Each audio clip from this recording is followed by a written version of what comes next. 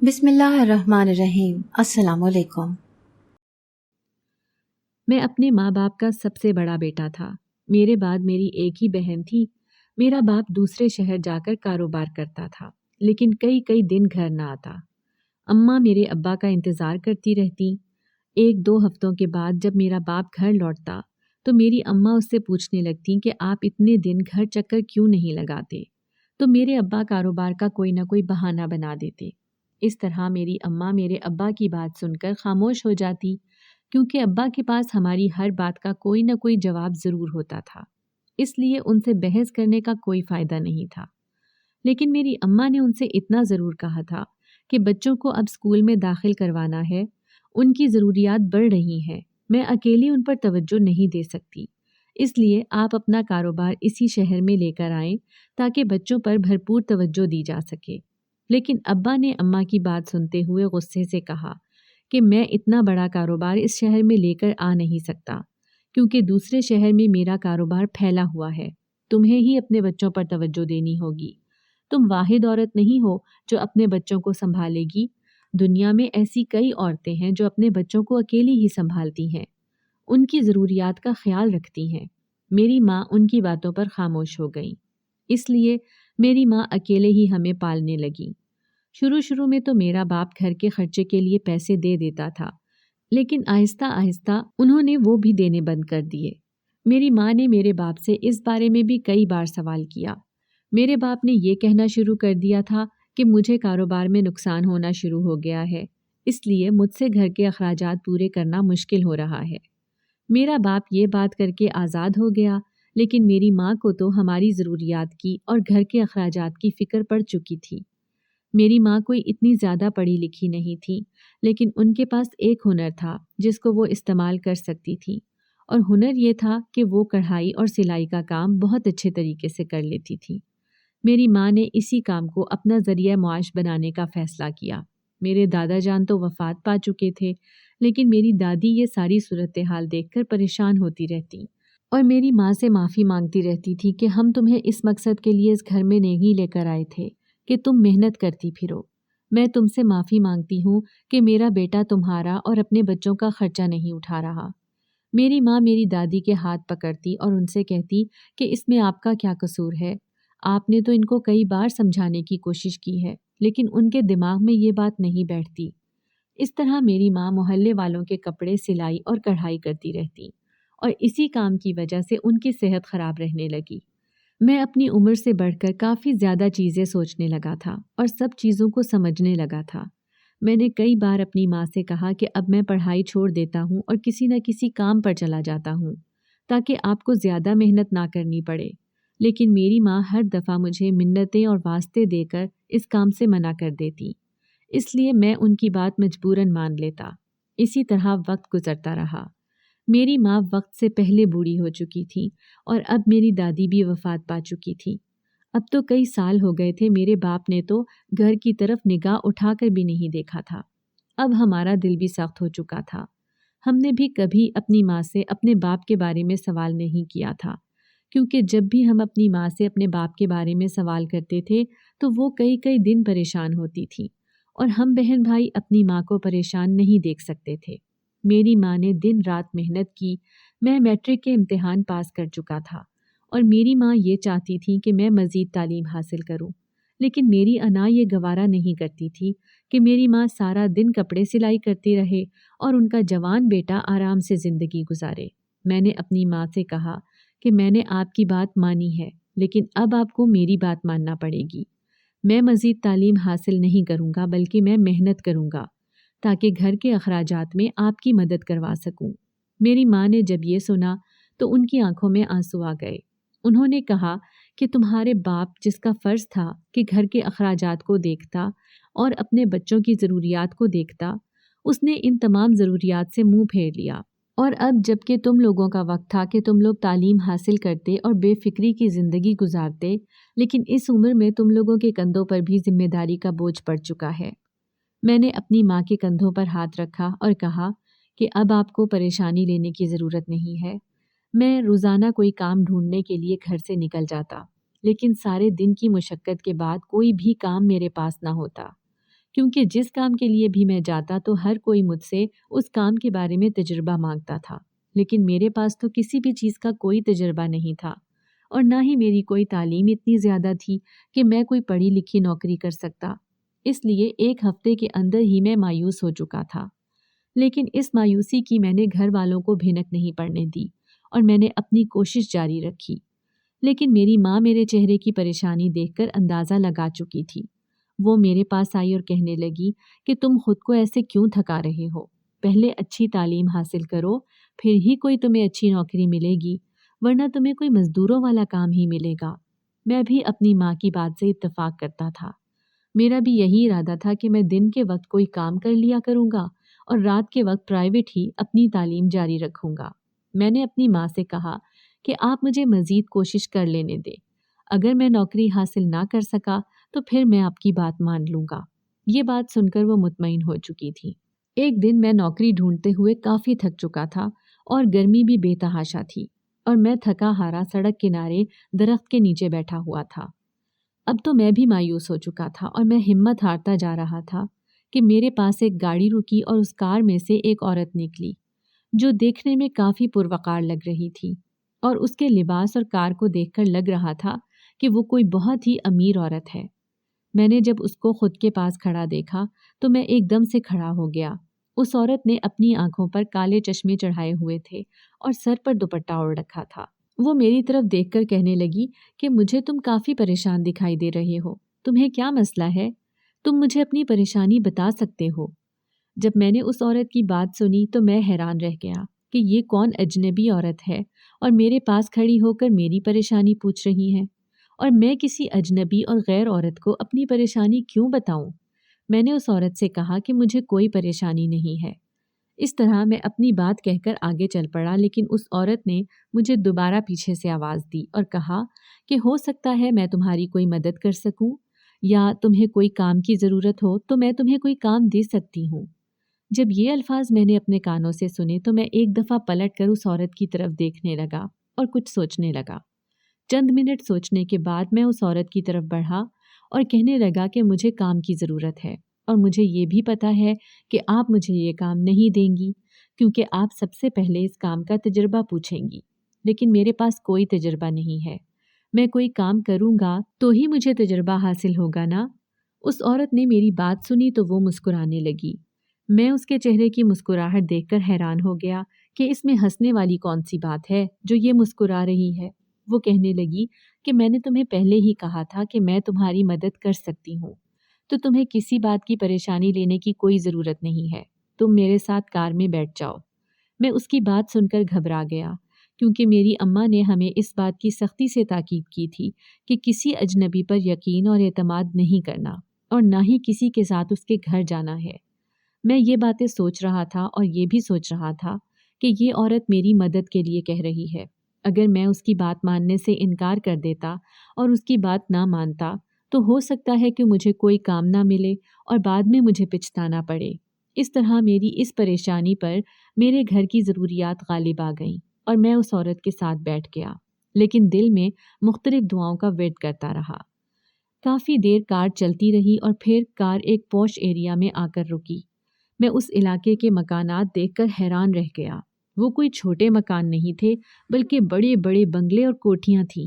مجھے اس عورت کی ظاہری حالت دیکھ کر ہی اندازہ ہو چکا تھا کہ یہ کوئی امیر ترین عورت ہے، اور جس بنگلے کے آگے انہوں نے کار روکی وہ بھی بہت بڑا بنگلہ تھا۔ اس بنگلے کے باہر کھڑے گارڈ نے گیٹ کھولا اور کار اندر چلی گئی۔ اندر سے بھی بنگلہ اپنی پوری خوبصورتی کے ساتھ کھڑا تھا۔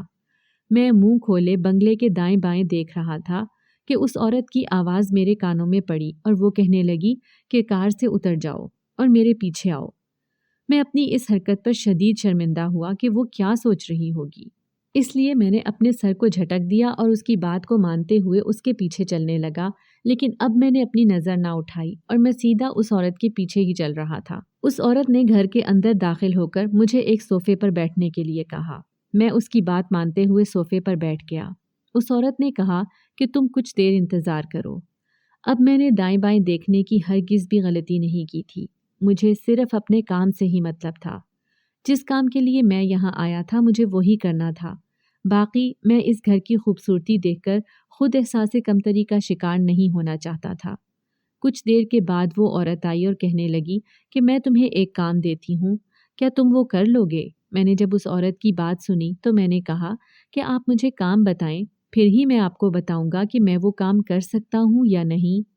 اس عورت نے کہا کہ تمہیں بس ایک کمرے کے باہر کھڑے ہونا ہے اور اس کمرے کی پہرے داری کرنی ہے، اس کے علاوہ تمہارا کوئی کام نہیں۔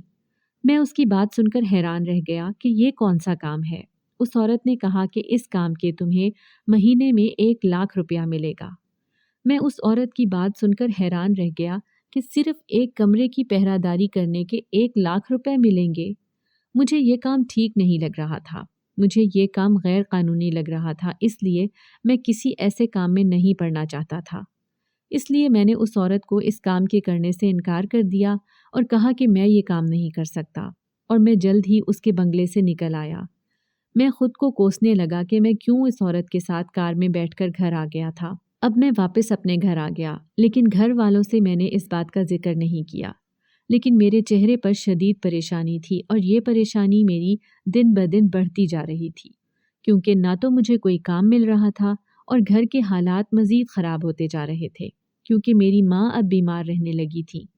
میری بہن جو مڈل کلاس میں پڑھتی تھی، اب وہ گھر کے کام کرنے لگی۔ مجھے یہ دیکھ کر دکھ ہو رہا تھا کہ میری بہن اپنی تعلیم پر توجہ نہیں دے پا رہی تھی۔ اب میری ماں سے سلائی کا کام بھی پورا نہیں ہو رہا تھا، اور میری بہن میری ماں کی مدد کروانے کے لیے ان کے پاس بیٹھی ہوتی۔ میں چاہنے کے باوجود بھی اپنی اماں کو اس کام سے نہیں روک رہا تھا، کیونکہ اگر وہ یہ کام کرنا بند کر دیتی تو ہم گھر کا کھانا پینا کیسے پورا کرتے۔ مجھے اس کی بات سمجھ نہیں آ رہی تھی، اور کئی بار میرے دل میں یہ خیال آیا تھا کہ میں اس عورت کے پاس چلا جاتا ہوں۔ اس نے صرف مجھے کمرے کی پہرے داری کا ہی کام دیا تھا، اور اس کمرے میں جو کچھ ہوتا مجھے اس سے کوئی سروکار نہیں تھا، مجھے تو صرف پیسوں سے مطلب تھا۔ لیکن پھر مجھے اپنی ماں کی ہدایت یاد آ جاتی، اور میں اس بات کو دل میں دبا لیتا۔ اسی طرح سے کافی دن گزر گئے۔ ایک دن رات کو میں گہری نیند سو رہا تھا کہ ایک دم سے میرے کانوں میں عجیب سی آواز پڑی، اور ایسے لگا جیسے کوئی رو رہا ہے اور مجھے جگا رہا ہے۔ جب میں نیند سے بیدار ہوا تو میری بہن میرے سرہانے کھڑی تھی اور کہہ رہی تھی کہ بھائی جلدی اٹھو، اماں کی طبیعت بہت خراب ہے۔ یہ بات سنتے ہی میں ہڑبڑا کر چارپائی سے اٹھا اور اپنی ماں کی طرف دیکھا تو انہوں نے اپنے دونوں ہاتھ اپنے پیٹ پر رکھے ہوئے تھے، اور وہ شدید درد سے تڑپ رہی تھی، اور ان کے چہرے کا رنگ حد سے زیادہ پیلا ہو چکا تھا۔ مجھے ان کی حالت دیکھ کر کچھ سمجھ نہیں آ رہی تھی، میرے ہاتھ پاؤں ٹھنڈے پڑ رہے تھے۔ میں نے اپنی بہن سے کہا کہ ماں کو اچھی طرح سے چادر لپیٹ دو، اور میں کسی رکشے وغیرہ کا بندوبست کرتا ہوں تاکہ انہیں ہسپتال لے جایا جا سکے۔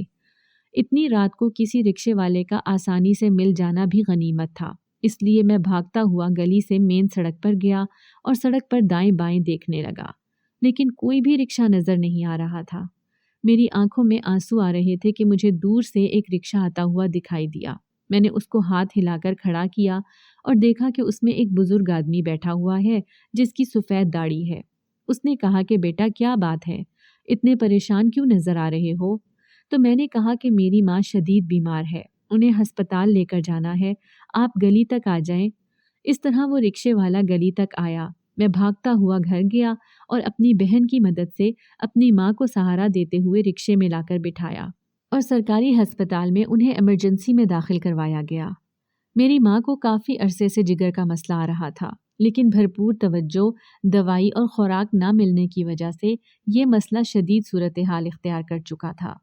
ایمرجنسی کے اندر جا کر انہیں فوراً ہی ادویات دی گئیں اور ان کا علاج کیا گیا تو میری ماں کی درد اب کافی حد تک کنٹرول ہو چکی تھی۔ ڈاکٹر نے کہا کہ آپ کی ماں کو بھرپور توجہ اور مکمل آرام کی اور دوا کی ضرورت ہے۔ اگر ان کا علاج مکمل نہ ہو سکا تو یہ اپنی زندگی سے بھی ہار سکتی ہیں۔ ڈاکٹر کے یہ الفاظ سن کر میری تو روح کانپ گئی، اور میں نے اسی وقت وہ فیصلہ کیا جو میں اتنے دنوں سے نہیں کر سکا تھا۔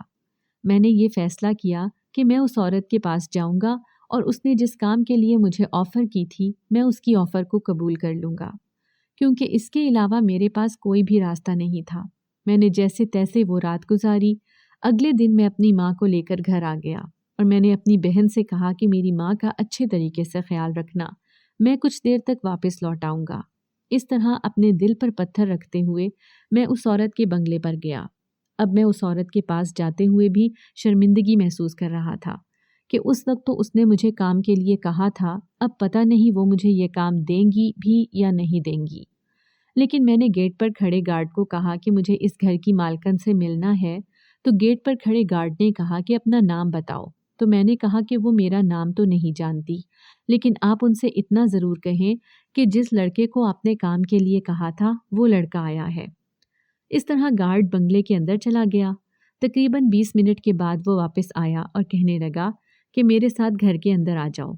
इस तरह वो गार्ड मुझे लेकर घर के अंदर चला गया और उसने मुझे ड्राइंग रूम में बिठा दिया। मैं उस औरत का इंतज़ार करने लगा, लेकिन वो औरत ना आई। तकरीबन 1 घंटे के बाद वो औरत ड्राइंग रूम में दाखिल हुई थी। आज भी उस औरत ने कीमती लिबास पहना हुआ था और आंखों पर काले चश्मे चढ़ाए हुए थे। वो औरत मुस्कुराती हुई मेरे पास आई। मुझे उसकी मुस्कुराहट तंजिया लग रही थी और मैं खुद में एहसास कमतरी महसूस कर रहा था। तो उस औरत ने कहा कि मुझे पूरा यकीन था कि तुम ज़रूर आओगे और आज तुम आ गए हो। मैंने उस औरत से कहा कि मुझे काम की ज़रूरत है और मुझे वो आपका काम मंजूर है। उस औरत ने कहा कि ठीक है, लेकिन इसके लिए तुम्हें 24 घंटे यहाँ रहना होगा। मैं उसकी बात सुनकर हैरान रह गया। मैंने कहा कि मेरी माँ बीमार है और मेरी बहन घर में अकेली है, मैं उन्हें अकेला नहीं छोड़ सकता। तो उस औरत ने कहा कि तुम्हें उनकी फ़िक्र करने की कोई ज़रूरत नहीं है, मैं इस काम के लिए भी एक गार्ड रख दूंगी, बस तुम्हें इस कमरे की पहरेदारी करनी होगी। मैंने उनकी बात मान ली और मैंने कहा कि आज के लिए तो मुझे घर जाने दें, क्योंकि मेरी माँ अस्पताल से घर आई हैं, मैं कल सुबह काम पर आ जाऊंगा। इस तरह उस औरत ने मेरी बात मान ली और ड्राइवर से कहा कि वो मुझे घर छोड़ाए। उस औरत ने मेरे साथ गाड़ी में काफ़ी सामान भी रखवा दिया, जिसमें फल, गोश्त और इस तरह की खाने पीने की काफ़ी चीज़ें थीं। मैंने उस औरत से कहा कि जब मैं अपनी पहली कमाई हासिल कर लूँगा तभी मैं ये चीज़ें खरीदूँगा, आपको इतना तकल्लुफ़ करने की कोई ज़रूरत नहीं। लेकिन उस औरत ने कहा कि तुम्हारी माँ बीमार हैं, उन्हें इन चीज़ों की बेहद ज़रूरत है। इस तरह मैं उनकी बात सुनकर खामोश हो गया, क्योंकि वो कह तो ठीक ही रही थी। इस तरह जब मैं घर आया और मैंने सड़क पर ही उस ड्राइवर को रोक दिया था, क्योंकि अगर गली के सामने मैं गाड़ी रुकवाता तो मोहल्ले वाले गौर करते कि मैं किसकी गाड़ी में आया हूँ और इतना सामान कैसे मेरे हाथ में आ गया है। मैं लोगों के सवालों का जवाब नहीं दे सकता था, इसलिए मैंने सड़क से ही सामान अपने हाथ में उठाया और ड्राइवर को वापस भेज दिया। जब मैं घर में दाखिल हुआ तो मेरी माँ चारपाई पर लेटी हुई थी। वो मुझे कहने लगी कि तुम मुझे छोड़कर कहाँ चले गए थे? तुम्हें नहीं पता कि तुम्हारी माँ इतनी बीमार है? मैंने कहा कि मैं आपके लिए फल वगैरह लेने गया था, आप परेशान ना हो। इस तरह मैंने अपनी माँ से कहा कि मुझे काम भी मिल चुका है, लेकिन ये काम दूसरे शहर में है और मैं रोज़ाना घर नहीं आ सकता। मेरी माँ ने जब ये बात सुनी तो कहने लगी कि तुम्हें कोई ज़रूरत नहीं है दूसरे शहर काम करने की, मैं तुम्हें अपनी नज़रों से दूर नहीं कर सकती। उनका ख्याल था जैसे मेरा बाप दूसरे शहर जाकर कभी वापस ना आया, इस तरह वो मुझे भी खो देंगी। मैंने अपनी माँ से कहा कि आपको ये कड़वा घूंट पीना पड़ेगा, क्योंकि आपकी हालत अब मेहनत करने वाली नहीं है। आपको दवा की और आराम की सख्त ज़रूरत है और इसके लिए मुझे काम करना होगा। इसलिए जो भी काम मिला मैंने उसके लिए हाँ कर दी है। मैं महीने में 1 चक्कर ज़रूर लगा लिया करूँगा। मेरी माँ ने कहा कि तुम्हें ये नहीं पता कि तुम्हारी माँ और तुम्हारी बहन घर में अकेली होंगी। मैंने कहा आप इस बात की भी परेशानी ना लें, क्योंकि मोहल्ले वाले सभी आपकी इज्जत करते हैं और आपका ख्याल रखते हैं। मैं मोहल्ले वालों को कहकर जाऊंगा कि वो आपका हर तरह से ख्याल रखें और कोई भी परेशानी हो तो आप मुझे फ़ोन कर सकती हैं, मैं फ़ौरन ही आ जाऊंगा। इस तरह मैंने अपनी माँ और बहन को मुतमईन किया और मैंने उन्हें ढेरों तसल्लियाँ दी। अगले दिन मैं उस औरत के बंगले पर आ गया और मैंने उस औरत से कहा कि मुझे इस पहरादारी के लिए किन बातों का ख्याल रखना होगा। तो उस औरत ने कहा कि बस तुमने इस कमरे की पहरेदारी करनी है कि ना कोई इस कमरे में दाखिल हो और ना ही कोई उस कमरे से बाहर आए। तुम्हें यहीं तुम्हारा खाना वगैरह मिल जाएगा। वो औरत मुझे लेकर ऊपर वाले पोर्शन में चली गई। ऊपर वाले पोर्शन की एक लंबी राहदारी से गुजरते हुए आखिरी कमरे के सामने जाकर खड़ी हो गई और कहने लगी कि यही वो कमरा है। उस कमरे के बाहर एक कुर्सी रखी हुई थी। वो कहने लगी कि तुम इसी कुर्सी पर बैठ जाओ। इस तरह मैंने अपनी पहरेदारी की ड्यूटी शुरू कर दी और मैं तो 2 घंटों में ही थक चुका था। کیونکہ نہ ہی یہاں کوئی اور کام تھا، صرف فارغ بیٹھ کر اس کمرے کی پہرے داری کرنی تھی۔ ابھی مجھے بیٹھے ہوئے 3 ہی گھنٹے گزرے تھے کہ کمرے میں سے عجیب و غریب آوازیں آنے لگیں۔ میں ان آوازوں کو سن کر کافی پریشان ہو گیا۔ میں نے نیچے بھاگتے ہوئے اس عورت کو بلایا اور کہا کہ اس کمرے میں سے عجیب و غریب آوازیں آ رہی ہیں، تو وہ عورت پھر میری طرف دیکھ کر مسکرانے لگی اور کہنے لگی کہ تمہارا کام صرف پہرہ داری کرنے کا ہے، اس کے علاوہ تمہیں کسی بھی بات پر توجہ دینے کی کوئی ضرورت نہیں ہے۔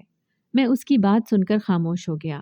اس طرح اس کمرے میں سے کسی کے چیخنے اور چلانے کی آوازیں آتی۔ میں ان آوازوں کو سن کر پریشان ضرور ہوتا تھا، لیکن میں کچھ بھی نہیں کر سکتا تھا۔ مجھے میرے تینوں وقت کا کھانا وہیں مل جاتا تھا، اور جب میں زیادہ تھک جاتا تو میں اسی راہداری میں چلنے پھرنے لگتا۔ مسلسل بیٹھے رہنے کی وجہ سے میری کمر میں شدید درد بھی ہونا شروع ہو گیا تھا۔ اس عورت نے مجھے 24 گھنٹوں میں صرف 3 گھنٹے سونے کے لیے دیے تھے۔ میں ایک کمرے میں جا کر آرام کر سکتا تھا۔ اس طرح میں 3 گھنٹوں میں اپنی نیند پوری کرنے کی کوشش کرتا۔ میں تو ایک ہفتے کے اندر ہی اس کام سے تھک چکا تھا، لیکن مجھے اپنے گھر کے حالات نظر آتے تھے، اور ان حالات کو دیکھتے ہوئے میں یہ کام کرنے پر مجبور ہو چکا تھا۔ میں نے اپنے گھر سے واپس آتے ہوئے محلے کے 1-2 گھروں میں یہ پیغام دیا تھا کہ وہ میری غیر موجودگی میں میری ماں اور بہن کا خیال رکھیں۔ محلے کی عورتیں میری ماں کا کافی خیال رکھتی تھیں، اور ان میں سے ایک بوڑھی عورت تھی جس کو محلے والے خالہ جی کہتے تھے، اور میں نے ان سے کہا تھا کہ آپ رات کے وقت میری ماں کے پاس اور بہن کے پاس سو جایا کریں۔ تو اس نے کہا تھا کہ بیٹا تمہیں پریشان ہونے کی کوئی ضرورت نہیں ہے، میں تمہاری ماں اور بہن کا خیال رکھوں گی۔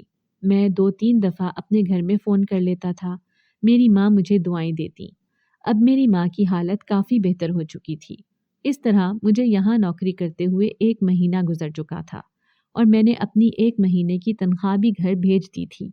میں نے اس کمرے میں نہ ہی کسی کو آتے دیکھا اور نہ ہی جاتے دیکھا، اور میں حیران ہوتا تھا کہ جو بھی اس کمرے میں موجود ہوگا تو اس کو کھانے پینے کی چیزیں کب فراہم کی جاتی ہوں گی، اور اس کی ضروریات زندگی کی چیزیں کس طرح پوری کی جاتی ہوں گی۔ ایک دن میں سونے کے لیے لیٹا تو تھوڑی دیر میں میری آنکھ کھل گئی، اور میں نے سمجھا کہ میرے آرام کے 3 گھنٹے پورے ہو چکے ہیں۔ اس لیے میں جلدی سے اپنی ڈیوٹی پر آیا تو دیکھا کہ کمرے کا دروازہ کھلا ہوا ہے، اور میرے اندر تجسس پیدا ہوا کہ میں بھی کمرے کے اندر دیکھوں کہ اس کمرے میں کیا ہے۔ میں نے جب کمرے کے اندر دیکھا تو میں حیران رہ گیا، کیونکہ کمرے کے اندر وہی عورت کھڑی تھی جس نے مجھے اس پہرے داری پر رکھا تھا، اور اس کے سامنے ایک بوڑھی عورت تھی۔ وہ اس بوڑھی عورت کے ہاتھوں کو زنجیر سے باندھ رہی تھی۔ جب میں نے یہ دیکھا تو میں نے اس سے کہا کہ آپ یہ ظلم کیوں کر رہی ہیں؟ اس عورت نے میری طرف دیکھا اور کہا کہ تمہیں اس کمرے میں آنے کی اجازت کس نے دی ہے؟ میں ابھی تمہیں اس نوکری سے فارغ کرتی ہوں۔ میں نے کہا کہ آپ نے مجھے اس نوکری سے فارغ کرنا ہے تو کر دیں، لیکن اس بوڑھی عورت پر ظلم نہ کریں، اور یہ آپ کی کیا لگتی ہے جس کو آپ نے کمرے میں قید کیا ہوا ہے؟ اس عورت نے کہا کہ میں تمہارے کسی بھی سوال کی پابند نہیں ہوں، تم ابھی اس گھر سے جا سکتے ہو۔ اس طرح میں نے اس نوکری کو خیر بات کہہ دیا، کیونکہ میں کسی پہ ظلم ہوتے ہوئے نہیں دیکھ سکتا تھا، اور نہ ہی کسی مظلوم انسان کو کمرے میں قید رکھے ہوئے اس کی نگرانی کر سکتا تھا۔ اس لیے میں گھر واپس آ گیا۔ میری ماں مجھے واپس دیکھ کر بہت خوش ہوئی، کہنے لگیں کہ تمہیں دوسرے شہر کام کرنے کی ضرورت نہیں ہے، ہم تھوڑا بہت کما لیں گے، لیکن میری آنکھوں کے سامنے رہو۔ اس طرح میں نے اپنے شہر میں ہی چھوٹی موٹی نوکری کرنی شروع کر دی۔ ابھی مجھے نوکری کرتے ہوئے کچھ ہی ماہ گزرے تھے کہ ایک دن میں نے دیکھا کہ میرا باپ گھر میں آیا ہے، اور وہ ظاہری حالت سے کافی بوڑھا لگ رہا تھا اور بیمار بھی لگ رہا تھا۔ آتے ساتھ ہی اس نے مجھے گلے لگایا اور میرے آگے ہاتھ جوڑ دیے کہ بیٹا مجھے معاف کر دو، میں نے ساری زندگی تم لوگوں کی ذمہ داری سے منہ پھیرا ہے، لیکن اب مجھے احساس ہو چکا ہے۔ انہوں نے میری ماں سے بھی اور میری بہن سے بھی معافی مانگی۔ میری ماں تو آنسو بہا رہی تھی، اور میرے باپ نے کہا کہ میں اپنی زندگی میں مصروف ہو چکا تھا اور گھر کی ذمہ داریاں پوری نہ کر سکا، اس لیے اب میں چاہتا ہوں کہ میرے کاروبار کو اب میرا بیٹا ہی سنبھالے، کیونکہ اب دوسروں پر میں اعتبار نہیں کر سکتا۔ میں نے اپنے باپ کی بات سنی تو مجھے ان کی بات سن کر شدید دکھ ہوا کہ انہیں اب اتنے عرصے بعد ہماری یاد آئی ہے، اور انہیں اس بات کا علم نہیں کہ ہم نے یہ وقت کیسے گزارا ہے۔ میں نے ان سے کہا کہ آپ اپنا کاروبار خود ہی سنبھالیں، ہمیں آپ کی کوئی ضرورت نہیں، لیکن میرا باپ اس بات کو ماننے پر تیار نہیں تھا۔